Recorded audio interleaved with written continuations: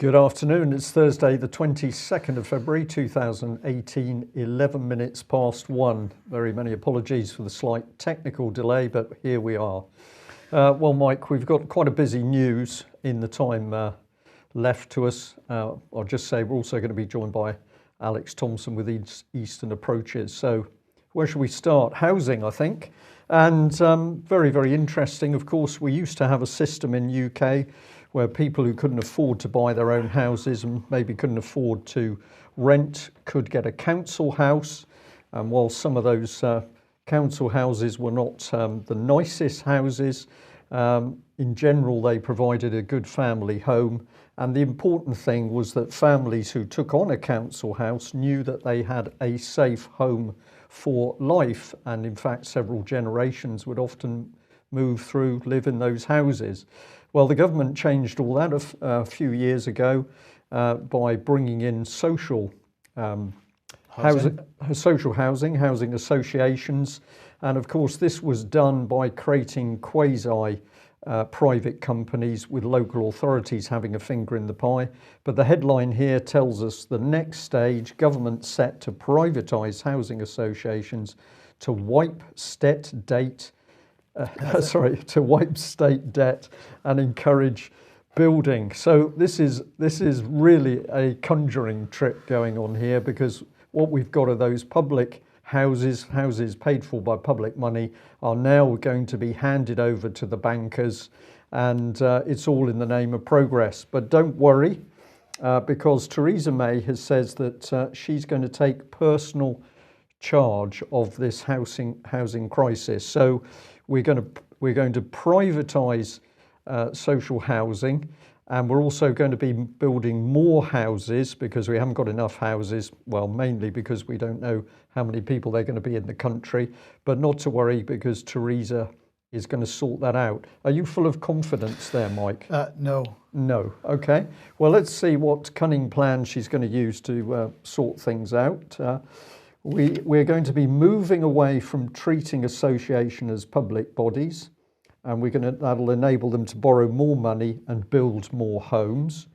By reclassifying housing associations as private organisations, more than 60 billion of debt will be removed from the state balance sheet. And I've waved my magic wand, well, she didn't say that, and the debts of housing associations were private, but we've now reclassified them as public bodies in 2015, and that was done through the Office for National Statistics. Right, so sorry, can I just understand this? What you're saying is that these quasi-public-private organisations, somewhere in the middle, not quite sure what they were, but their debt was considered to be private debt, and then in 2015 that was reclassified as public debt by the Office for National Statistics. Yes. And now the government is going to fully privatise these so they can get this debt off the books? Yes. Why couldn't they just reclassify it in the way that it was done in 2015 then? I don't know, Mike, and I hoped that you were going to give me some advice on how this system was working. What I think we're looking at is fraud and corruption with public money, but the minimum we've got is, of course, that housing, which was paid for out of the public purse, is now going to be handed over to some private company to manage. Well, I mean, that can't be true, Brian, because later on we'll be talking about the corruption index, and we'll see later on whether what you've said is correct. So we can discuss it further later. Okay. Yeah. Okay. Let's move on to defence. And Gavin Williamson was speaking to the Defence Select Committee yesterday. And aside from telling us all that Russia is a bigger threat to the United Kingdom than terrorism, once again pushing forward this nonsense rhetoric, he has announced a combat air strategy. This apparently is the Ministry of Defence working across government and closely with industry and international partners to explore the UK's future air combat capabilities and building on the industrial strategy and refreshed defence industrial policy, which was launched last year. So this all sounds very good. Gavin Williamson said, since the birth of air power, British industry has been crucial to maintaining our military's world-leading position. As we celebrate 100 years of the RAF protecting our skies, it's fitting that we create bold and ambitious plans to help our brave armed forces keep us safe in the face of intensifying threats. That's Russia, by the way. The combat air strategy will bring together the best of British engineering, skill and design, and deliver a compelling vision for the future of air power. But will it? Well, the details that they've given here are that the air sector of our defence industry accounts for 85% of Britain's defence export orders, 2,500 companies, £33.5 billion in turnover, 128,000 people employed, and 26,000 of those in highly skilled research, design and engineering jobs. But actually what seems to be going on is that they're building this procurement and industrial infrastructure that David Ellis has been talking about for some time, because just last week the Ministry of Defence announced or led the bid to replace Belgium's fighter jets with 34 Typhoons in what's being described as a comprehensive defence and industrial partnership between the governments of Belgium and the UK. And we're increasingly seeing this, Brian, aren't we, as EU military unification moves on apace. As David Ellis has been talking about for a couple of years now, we're seeing this merger of European defence companies. And this new air combat capabilities, air strategy is really driving that forward. Yes, but it's also remarkable, Mike, that we're getting excited about some partnership with Belgium, because with the greatest respect for people in Belgium, Belgium has not got a huge reputation as being a dynamic provider of defence equipment. So I think this is all hype, spin, but it's another treaty locking us into another treaty. There's going to be more of these, which ultimately is going to help that process for EU military unification. Belgium defence, no, doesn't work for me. So let's bring Alex into the programme. Welcome, Alex. And you've highlighted this. French business paper reports that at Munich, France, I presume this is the Munich Security Conference, France and Germany agreed to have a European military. NATO sets its terms for acceding to it, and that Macron as its big interventionist figure. So there we are, and at the bottom of the slide there you can see that the sub-editor who tweeted this out, or rather that put the front page to the headline itself in Les Echos, said that France and Germany are à l'unisson face à l'Amérique, which is an unfortunate phrase. It's something like they are shoulder to shoulder facing or opposed to America, or at least as regards or facing America. It's not a very good sign. And at the same time, we've got the senior senator from South Carolina, Senator Lindsey Graham, or Graham as they say in America, who attended the Munich Security Conference and said, I'm here representing John McCain, I'm his sidekick.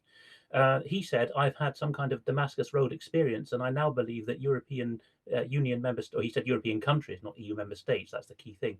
European countries should now be as unified in their defence as American states are. They're allowed to be proud of their history, but they should all club together. So the US deep state apparently wants that. And at the bottom of the slide there, we just had another mention of the Guardian. It's dressed up as a pig, but we see that told here by Mr. Krastev, a foreign-funded, apparently, commentator in Sofia, Bulgaria, saying, come on, it's time that the Western Balkans, which is the former Yugoslavia plus Albania, got on board with the EU, which is something you've been reporting, Mike, is something that the Mogherini, the head of European defence and foreign policy, has been saying now for some weeks. Indeed. But the other question you want to get an answer to is why the sudden United States support for EU military unification? And here we have a clue provided by Mr. Alex Gorka, who, by his writing record, is rather in favour of the Europeans going their own way from America in defence. And he's being a bit frank in this website that has a fairly good reputation, Strategic Culture Foundation. And he concludes his article with those two paragraphs I've put, which are the latter, well, it's one paragraph in the text, but if I read the second half out, which I've isolated there, he says, with Great Britain becoming a leading member of this new European alliance, which is something that Theresa May asked for at the Munich Security Conference last week, US interests will be well protected while the existence of an independent European force will remain a pipe dream. So with his cynical hat on as an opponent or skeptic of US control of European military policy and crucially military funding and taxing, he's rather giving the game away here that that Britain is going to be the interlocking piece, as with the Canadian-style free trade agreement, to make sure that America and Europe remain an economic entity, a supranational blob. Alex, in the Guardian's coverage of the defence of the combat air strategy, this morning, they made the statement in their report that Theresa May is absolutely refusing to get involved in the new unified military structure. But as you have pointed out, and as I reported on Monday's programme, in her speech at the Munich Security Conference, she was saying exactly the opposite. So at what point do you think, is it going to happen that the mainstream media actually catches up with this agenda and starts reporting honestly about it? Or are they going to continue pumping out fake news on this subject? Well, most of them pre-write their pieces, Mike, particularly the Guardian stuff, because the Guardian is, as we've seen in many areas now, a funnel for deep state thinking and lines to take. These pieces are pre-written. Deborah Haynes, the Times defence correspondent, who often gets snarled up with, well, she doesn't engage with him, but she talks to David. She gets retweeted by David Ellis with comments about how she's failed to understand things. Haynes is an exception because she does tweet live. And so we found out from her this week that she was actually surprised to find out that there was an emerging Five Eyes idea for, so all the Anglophone countries in the Intelligence Alliance were basically going to have the same frigate design or destroyer design, I think it is, Type 26 from now on.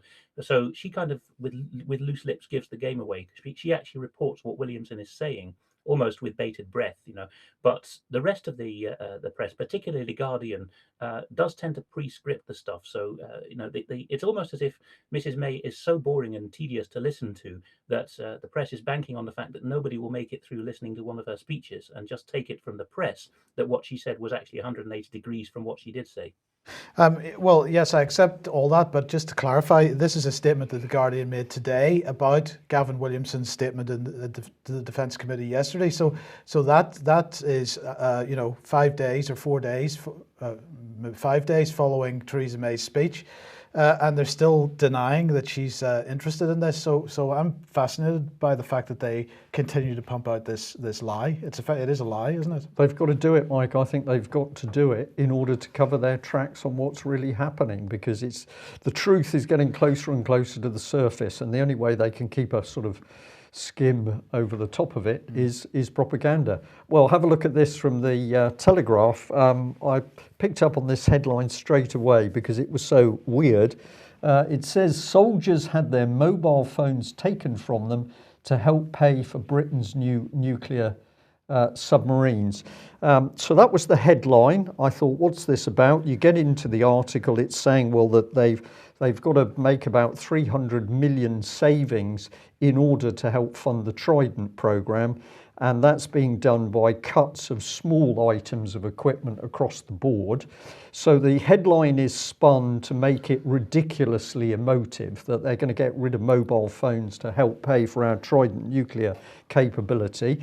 That is complete mind-bending nonsense by the Telegraph. But once you get into the article, you find that it isn't even about these minor cuts versus Trident. The key part of this story is this: basically MPs expressing concern at a company called Melrose Industries taking a hostile acquisition of aerospace giant GKN, planning for it to be broken up and sold to firms across the world. So that's the meat of this story. But what the Telegraph is trying to do is to sow discord between the three services. This is a common tactics by governments. It says to the Air Force, you can't have these planes because the money's going to be spent on the Navy, and then the Navy and the Air Force end up arguing amongst themselves rather than united in tackling the nonsense coming out of the government. But if you follow this through, here's Melrose, here's their executive chairman. He's had long-standing involvement in manufacturing industries and private investment, brings a wealth of experience to the board. Coopers and Lybrand, Wassell PLC. As you go through this company, it's all banking. This lady interested me because if you have a look at her, She was working as Group Director of Corporate Affairs for Smith & Nephew plc, following a secondment to the Department for Business Innovation and Skills and HM Treasury, where Liz worked to establish the Enterprise Capital Fund.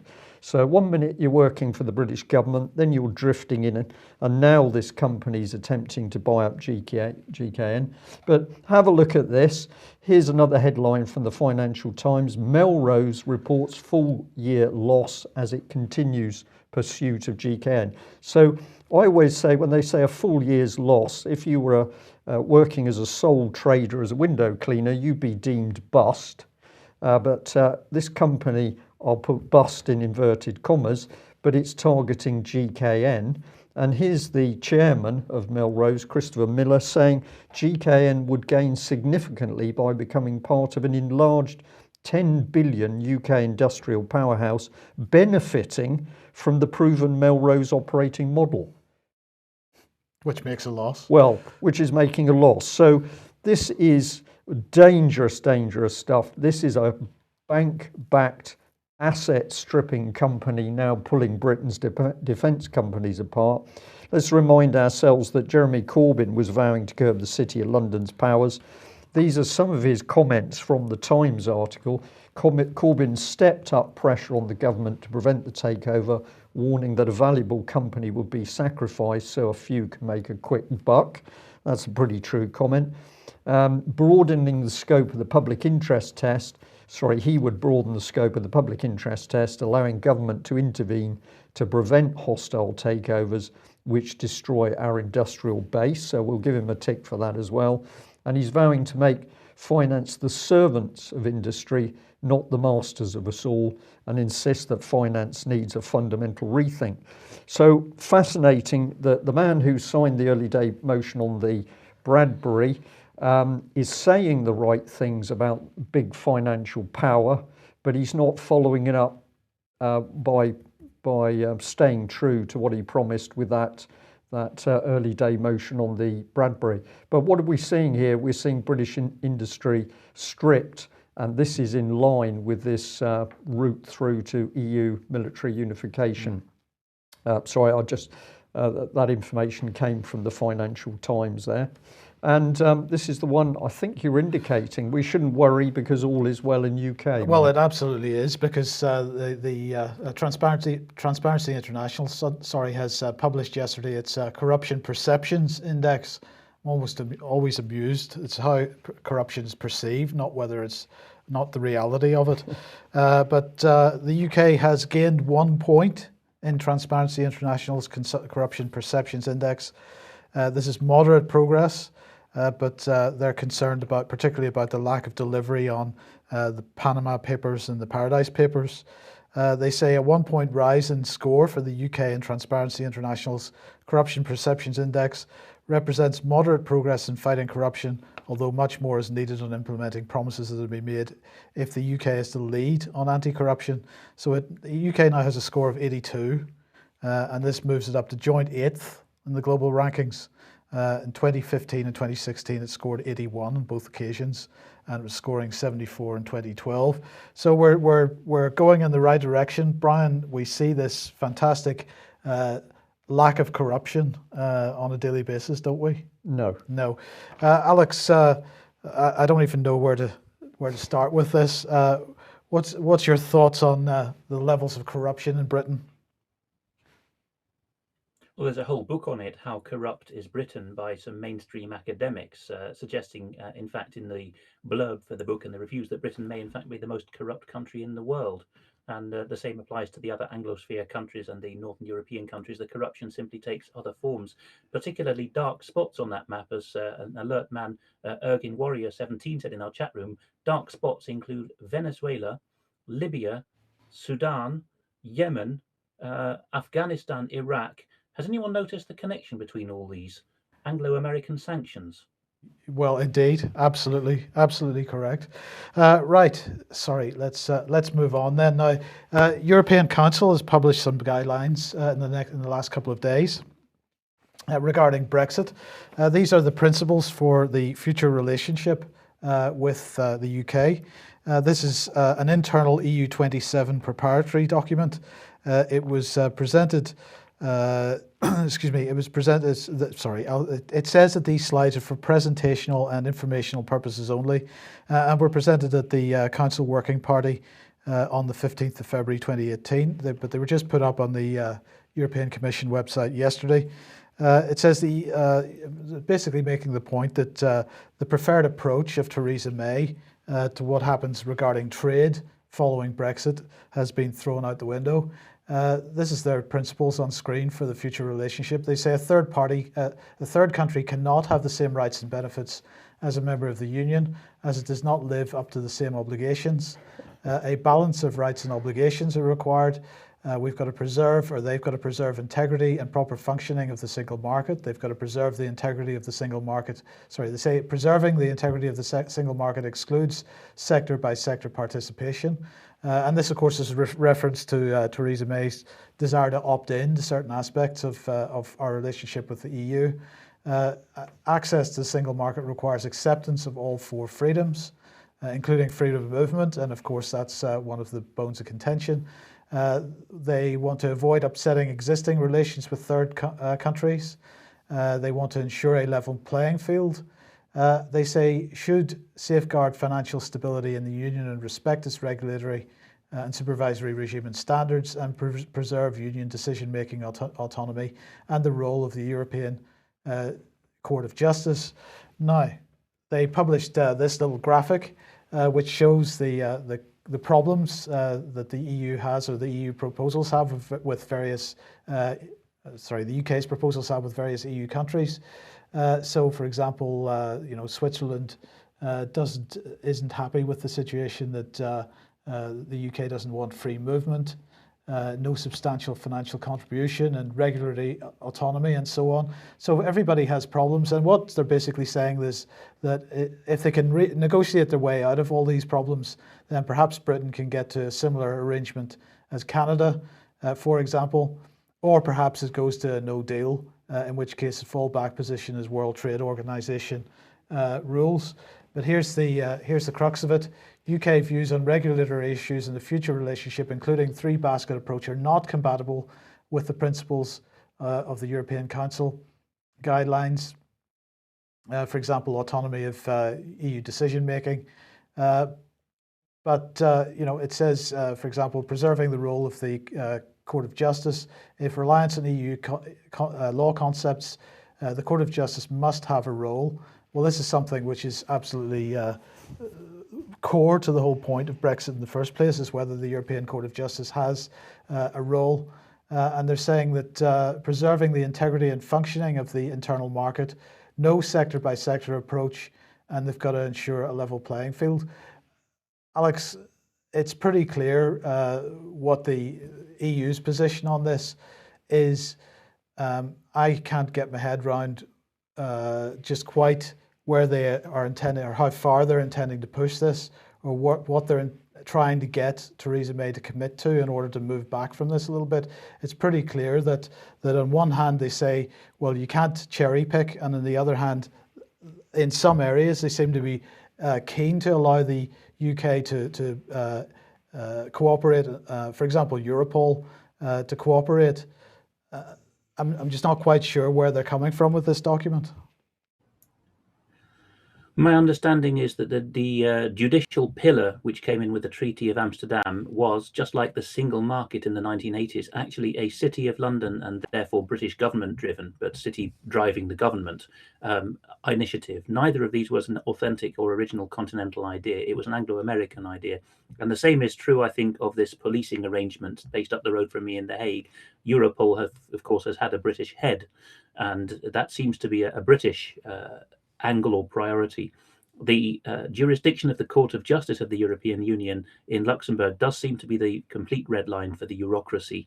There is an increasing line for the increasing role for judicial decisions in keeping the show on the road, and the principle of cassation, which is breaking or overturning national courts, Supreme Court's judgments, is the real stickler here. In the Napoleonic law tradition, this is where the buck stops, is if you have control of the judiciary, and if you put sufficient state-paid activist judges in control, as has also been tried in America now with the Supreme Court nominations, that's how you have the complete control of the system. So I think the European Union is prepared to allow certain other factors, such as most of those to do with trade, internal market, and even security and policing, which have been British string pullers from the start, to drift off. But the judicial supremacy is the real red line, I think, for the continent. If we go back a couple of years to the deal that Cameron did, where he had agreed that the EU had agreed that Britain would be entitled to opt out of certain institutions that it didn't want to be part of, there seems to be a little bit of pushback in going the other direction at the moment. And so my question really, the way I should have put it is this simply them trying to bargain, or is this a firm line in the sand for them, do you think?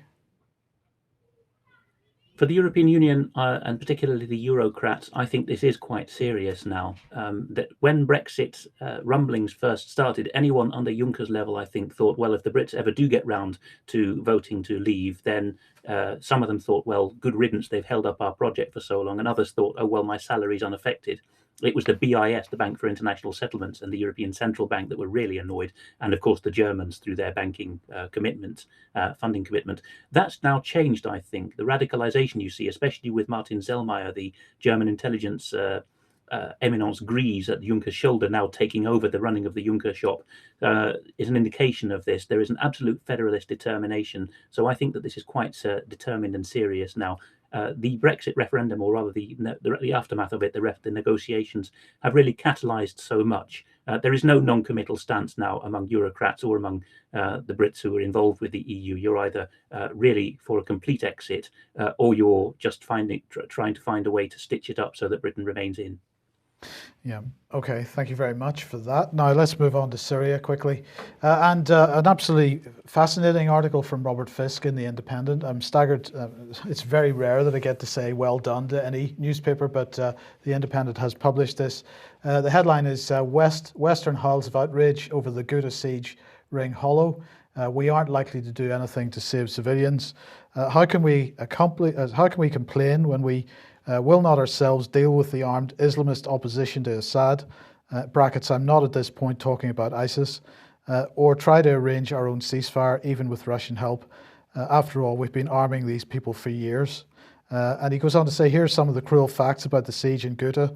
They've become buried in the real rubble and blood of the sham and apocalyptic expressions of horror from the West. He talks about comment from Sergei Lavrov, interpreted that Ghouta should be or would be destroyed by the Russians and the Syrians, interpreted by the West, that is. But he says the Russians spent many months, along with the Syrians, trying to arrange for the departure of Syrian civilians from eastern Aleppo before it was recaptured. And actually, the Russians are doing exactly the same thing now in eastern Ghouta. They are working to clear landmines, and making sure that there's a corridor that's open so that people can get out if the extremists in eastern Ghouta permit them to leave. And as we saw in eastern Aleppo, that's probably not going to happen.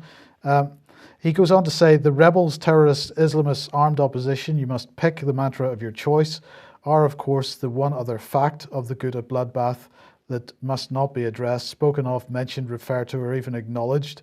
For the Nusra fighters in Ghouta, whether or not they have brought pressure on the civilians of the suburbs to stay as human shields, are part of the original Al-Qaeda movement, which committed the crimes against humanity in America in 2001, and which have, more often than not, been prepared to cooperate in Syria with ISIS, the vicious cult with which the US, the EU, NATO, and Russia, add here all other usual defenders of civilization, have promised to destroy. He says, but these armed groups are curiously absent when we express our outrage at the carnage in Ghouta. There are no Western reporters to interview them, because we, though we don't usually say so, would have our heads chopped off by those defenders of Ghouta if we tried or even dared to enter the besieged suburb. And the footage which we receive shows, incredibly, not a single armed man. This does not mean that the wounded or the dead children or the bloodied corpses, albeit with faces blurred by our thoughtful television editors, are not real, or that the film is fake. But the footage clearly does not show all of the truth. The cameras or their film editors do not depict the al-Nusra fighters who are in Ghouta, nor are they going to. And he concludes by saying, well, maybe yet how can we complain when we will not ourselves deal with the armed Islamic opposition to Assad?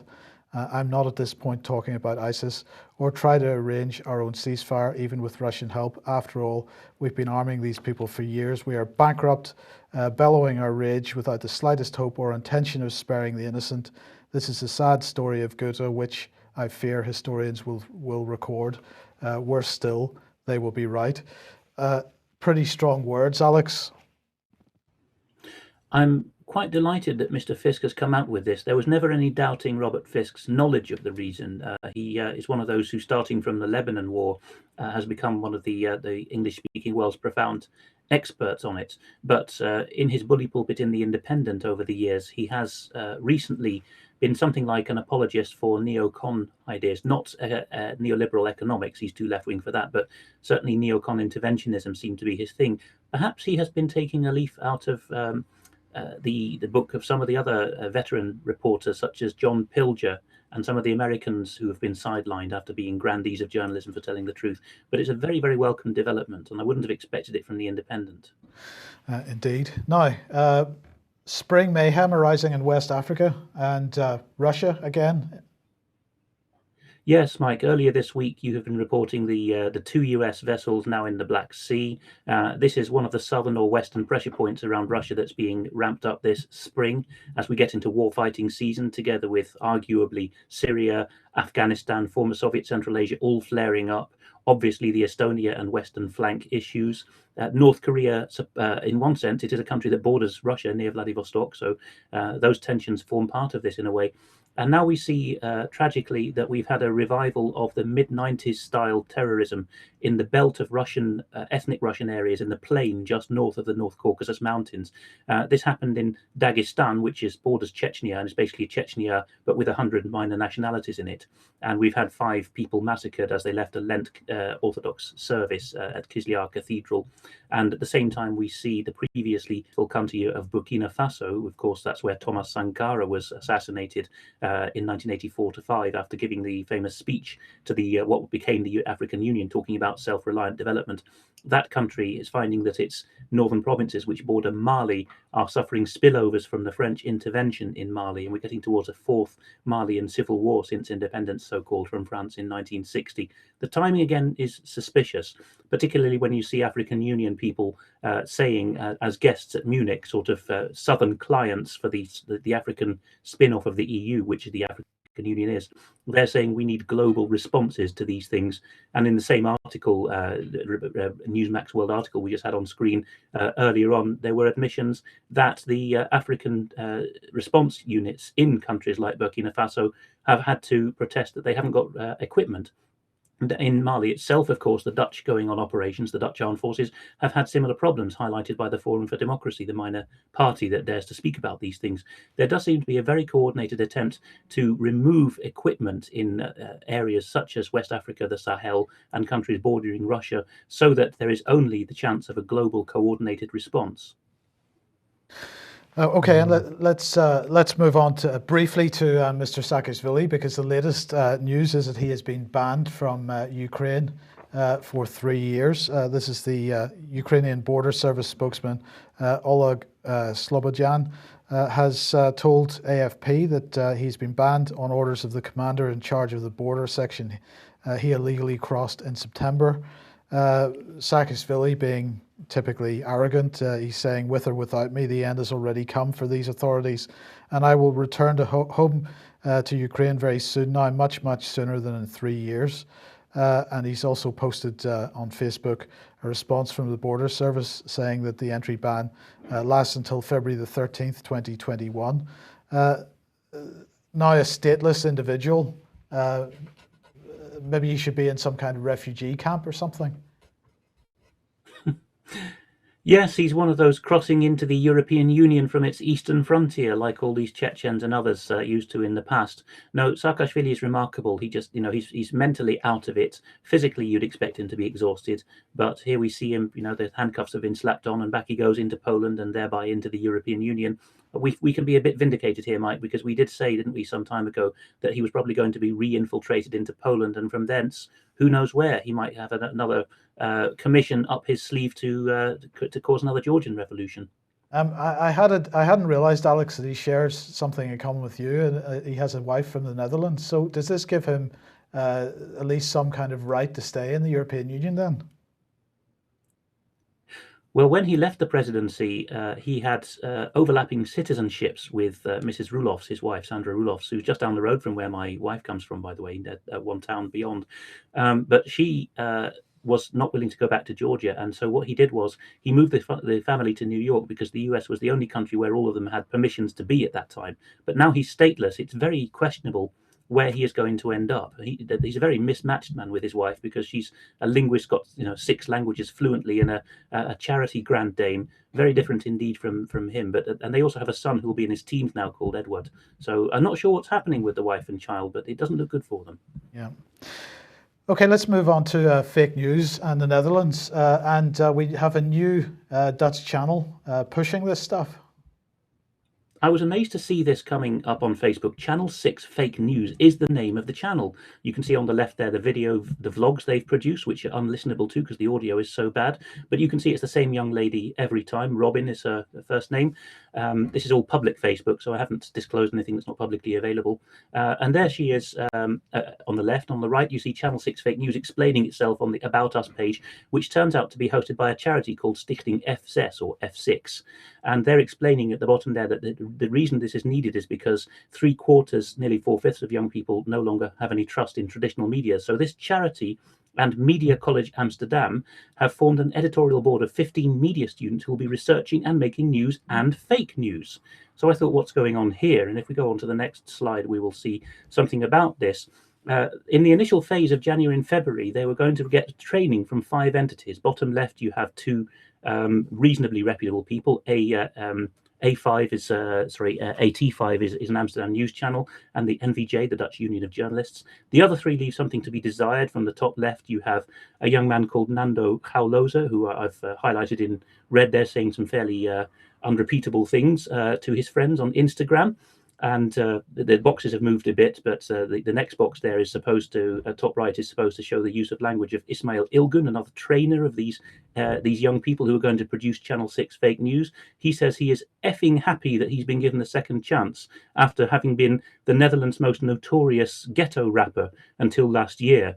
He would have got a prison sentence, but he had to do an apology video. Even the Prime Minister was calling him a scumbag, and you can see on his Twitter post on the right there, he's still flipping the bird to the public.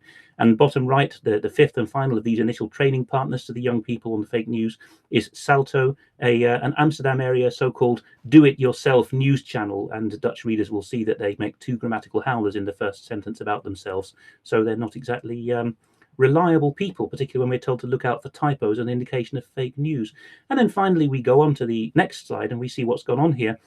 When you, Mike, on Tuesday mentioned that the Stimuleringsfonds, the promotion fund for journalism, was involved, I thought, well, that's funded by the Dutch Ministry of Education. And this fake news outlet called Channel 6 is showing on its website on the left there that it's got a lot of other government support, the Interior Ministry directly, and also a number of public lottery-funded bodies there. So I thought I would email the various bodies listed there, the charities and the government directly, the ministry, to ask what they were doing and how they were defining fake news. Was this not confusing young people and taking away their own discretion? And after that, I emailed them all. They all failed to reply within my 2 days this morning, except the one fund at the bottom there, Bijzondere Journalistieke Projecten, which replied like a shot, saying, nothing to do with us, Gov. They've used our logo in vain and taken it down now. So I took a screenshot of before and after. And the corrected version, produced by Channel 6 Fake News itself, shows instead of those funders, whom they don't have, they have the very same people you mentioned on Tuesday, who are a Ministry of Education funded body to promote journalism. So in several ways, this is directly Dutch government funded. What kind of people do we have? That's my final slide. We have yes, there it is. The vlogger herself, as you can see on the right, is a semi-pro model. That's from her public Facebook. On the left, you can see a member of the governing party, the VVD, really quite delighted to be interviewed by this youth journalist. Bottom right, you can see her and the rest of her team model resembling team posing for their shots. This is still for the prior phase in 5th of March, I believe it is. They go live on Monday the 5th of March, and then we'll see what young people's fake news they're pumping out. So it's a bottom of the barrel state-funded effort to attract young people back to the news, apparently by posing as supermodels, effing and blinding and doing ghetto rapping, unless I've misunderstood something. And why on earth are all the Dutch government and government-sponsored charity people loath to respond to UK column about their involvement and the definition of fake news they're using? I can't imagine. It's astonishing, isn't it? Yeah. I think a few people in the chat box say they're smelling something about what's going on there. So I think we'll keep an eye on that. I'll just bring in a little bit of news. I don't know whether it's fake or not, but I couldn't resist this. It's a report from the dear old BBC, from the Home Deputy Editor. And I just picked up on her Twitter page that she was making big at the front page, millions of women forced to work till they drop. And I felt forced to, put a little comment about this because this is the agenda. I wonder why this lady, Allie Hodgkins-Brown, can't actually pick up the fact the agenda is to work women till they drop. Yes. In the same way it's going to work men till they drop, because the aim is that we're all going to be taxed until we're exhausted and die. So I don't know whether she's working till she's going to drop in that BBC newsroom, but why can't they get it? Well, not sure how to answer that. Anyway, let's move on to Sweden.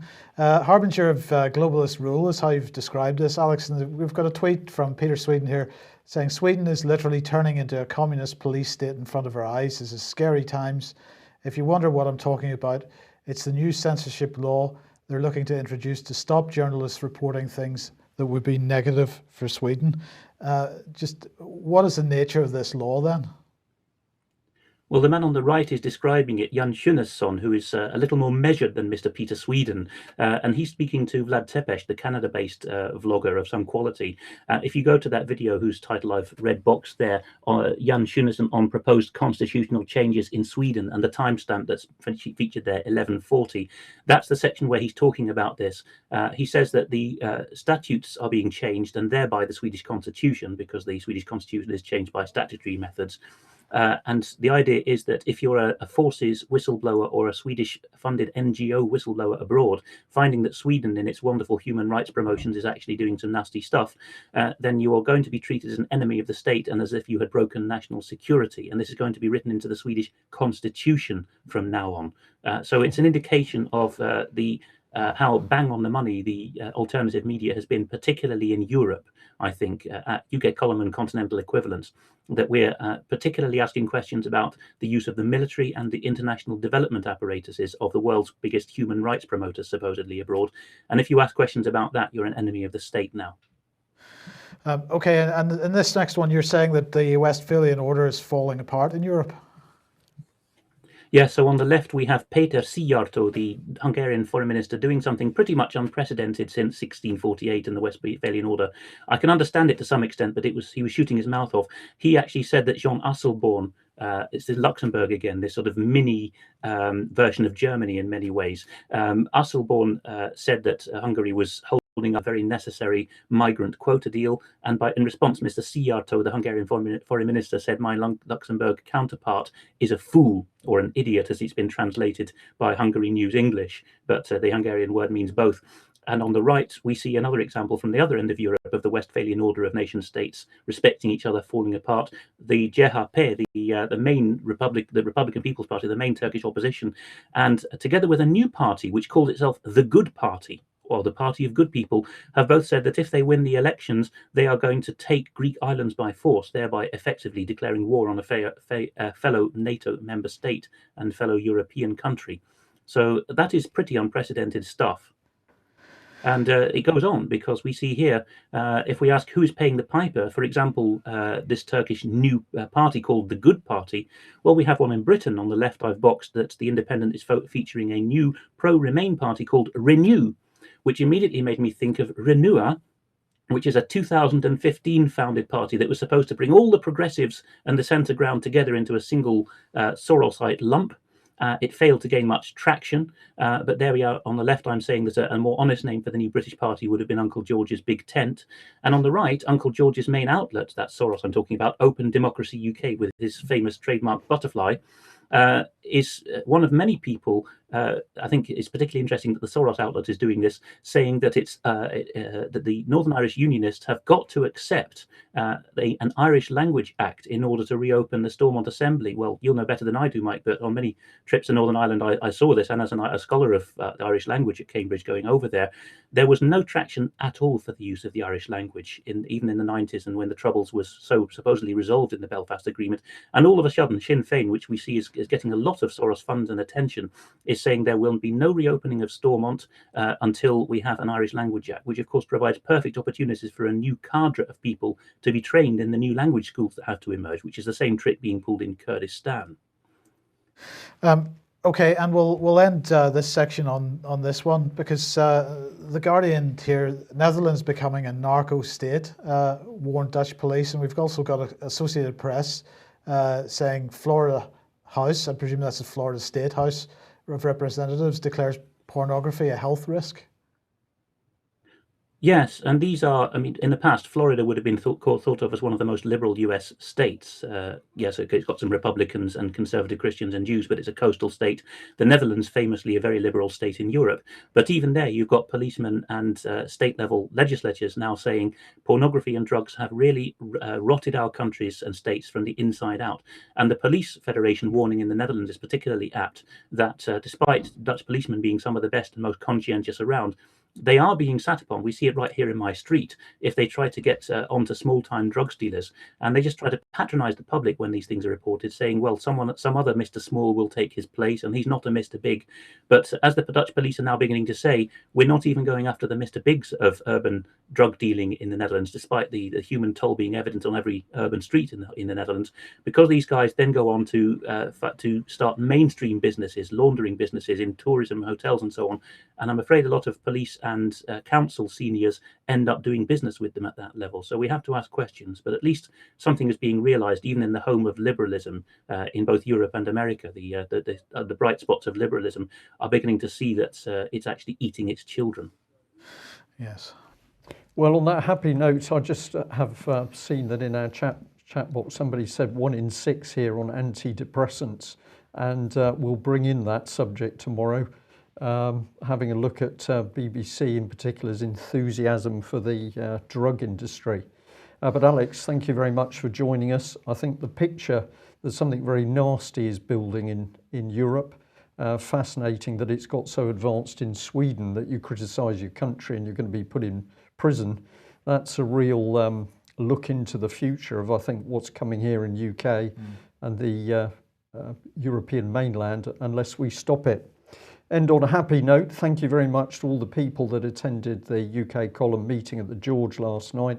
Very good to see you all. Thank you to those that travelled distance, and of course our Cornish contingent. And a big thank you for people who've been donating to the UK column. It is much appreciated, as are some of the chocolates, but we'll have to watch that, I think.